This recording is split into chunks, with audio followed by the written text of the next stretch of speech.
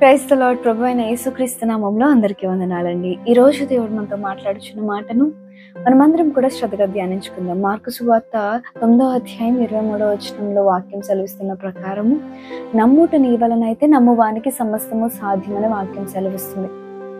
మనము ఎప్పుడైతే నమ్ముతామో ఖచ్చితంగా దేవుడు దాన్ని సాధ్యపరిచే దేవుడు. మనము ఎవరిని ఎక్కువ నమ్ముతాము, ఏ వ్యక్తిని నమ్ముతాము అంటే, మనకి ఎవరైతే మన కోసం ఏదైనా చేయగలరు అన్న ఎష్యూరెన్స్ మనకి ఎప్పుడైతే వస్తుందో ఆ వ్యక్తిని మనం నమ్ముతూ ఉంటాం కదా.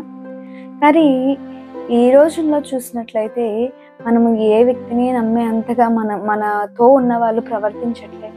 మనతో పాటు స్నేహంగా ఉంటున్నారు, మనతో పాటు నవ్వుతూ ఉన్నారు, మనతో పాటు వర్క్ చేస్తున్నారు, లేకపోతే మనతో పాటు ఉంటున్నారు. కానీ ఆ వ్యక్తులు మన గురించి వాళ్ళ హృదయంలో ఏమనుకుంటున్నారో మనకి తెలీదు, మన గురించి ఏం ఆలోచిస్తున్నారో మనకి తెలీదు. మనతో పైకి మాత్రం చాలా మంచిగా ఉంటున్నారు. అటువంటి ఎష్యూరెన్స్ ఈ పరిస్థితుల్లో ఈ యొక్క కాలంలో అయితే మనకి ఏ మనుషుడు కూడా మనకి ఆ ఎష్యూరెన్స్ మనకి ఇవ్వట్లే, ఓన్లీ దేవుడు తప్ప. దేవుడు మనతో ఉంటూ మనలను ఆయన ఎప్పుడు కూడా ఉన్నత స్థితిలోనికి పెట్టాలని దేవుడు మనలను ఎప్పుడు కూడా చూస్తూ ఉంటాడు. అయితే మీ ముందు ఒక సంఘటన ఉంచాలనుకుంటున్నాను. బేతనీకు చెందిన లాజరు, మరియా, మార్త. మరి వీళ్ళ యొక్క సంఘటన కనుక మనం చూసినట్లయితే లాజరు మరణించి ఉన్నాడు. అయితే చనిపోయిన 4 రోజులు అవుతుంది. యేసుక్రీస్తు ప్రభు వారు వచ్చి రాయిని దొర్లించమని అంటాడు. అప్పుడు మార్త అంటది, ప్రభు ఆల్రెడీ చనిపోయి 4 రోజులు అయ్యింది ప్రభు అని మార్త అన్నప్పుడు అక్కడ యేసుక్రీస్తు ప్రభు వారు ఒక మాట అంటారు. ఏంటంటే యోహాను సువార్త 11వ అధ్యాయం 40వ వచనంలో, నీవు నమ్మిన ఎడల దేవుని మహిమ చూతువు అని నేను నీతో చెప్పలేదా అని ఆమెతో అనెను. నీవు నమ్మిన ఎడల దేవుని మహిమను చూస్తావు అని చెప్పి దేవుడు అంటున్నాడు అక్కడ. అయితే ఆ పరిస్థితి, ఆ సంఘటన కనుక మనం చూసినట్లయితే అది నమ్మశక్యంగా అనిపించట్లేదు. మొత్తం అందరూ కూడా చూస్తున్నారు, చుట్టూ ఉన్న వాళ్ళందరూ కూడా యేసుక్రీస్తు ప్రభు వారు ఏం చేస్తారా అని అందరూ కూడా వెయిట్ చేస్తున్నారు, చాలా క్యూరియాసిటీతో ఉన్నారు, ఏం చేస్తారా ఇప్పుడు అని చెప్పి. ఎందుకంటే అప్పటికి యేసుక్రీస్తు ప్రభు వారు అద్భుతాలు చేస్తున్నారు, యేసుక్రీస్తు ప్రభు వారు అందరికీ పరిచయం అయ్యారు. అయితే అందరూ కూడా వెయిట్ చేస్తున్నారు, ఏం చేస్తారా అని. అయితే యేసుక్రీస్తు ప్రభు వారు కూడా దుఃఖాక్రాంతులు అయ్యారు, యేసుక్రీస్తు ప్రభు వారు కూడా చింతించారు లాజరు విషయమై. మరి అక్కడ పరిస్థితి కనుక చూసినట్టయితే మరణించి అప్పటికే 4 రోజులు అయింది.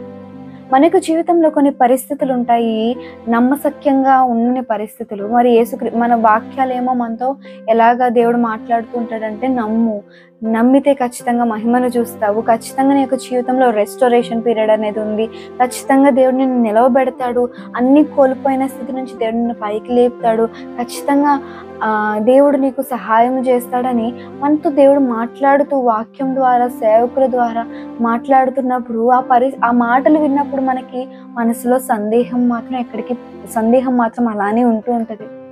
ఏంటి, నిజంగా నేను అంతా కోల్పోయి ఉన్నది, నా జీవితము చచ్చిన స్థితిలో ఉన్నాను, నేను మళ్ళా దేవుడు నన్ను లేపడం ఏంటి, నన్ను మళ్ళా పైకి లేవనెత్తడం ఏంటి, నాకు మళ్ళా రెస్టోరేషన్ దేవుడు ఇవ్వడం ఏంటి అని మనకి అనిపిస్తూ ఉంటుంది.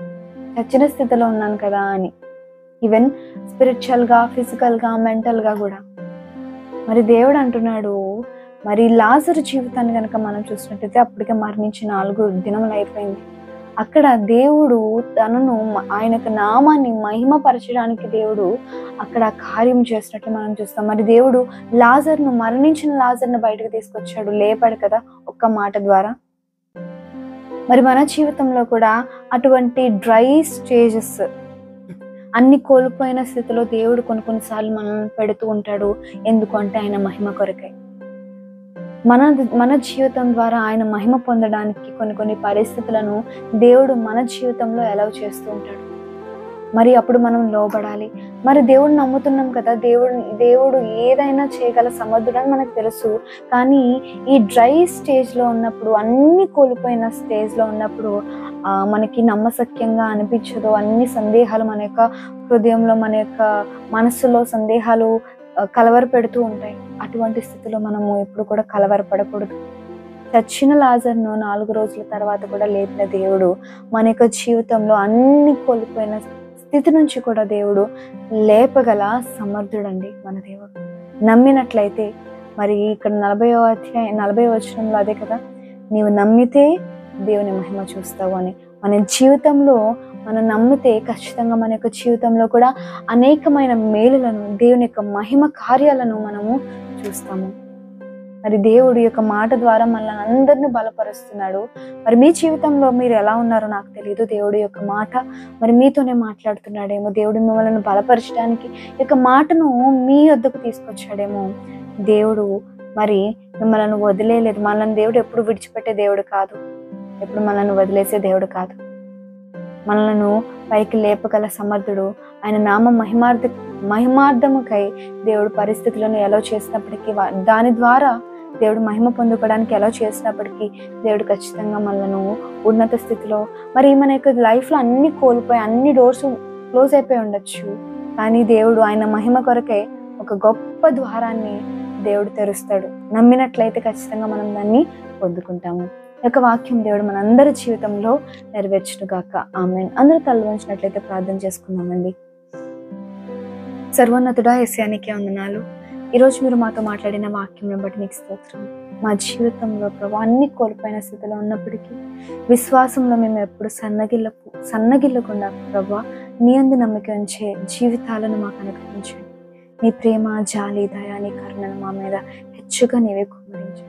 ఈ యొక్క వాక్యం వినుచున్న ప్రతి ఒక్కరిని నీవే దీవించి ఆశీర్వదించమని ప్రార్థన యేసుక్రీస్తు ఘనమైన నామంలో ప్రార్థించి అడిగి వేడుకొని వచ్చినాం తండ్రి. ఆమేన్. God bless you. Have a blessed day.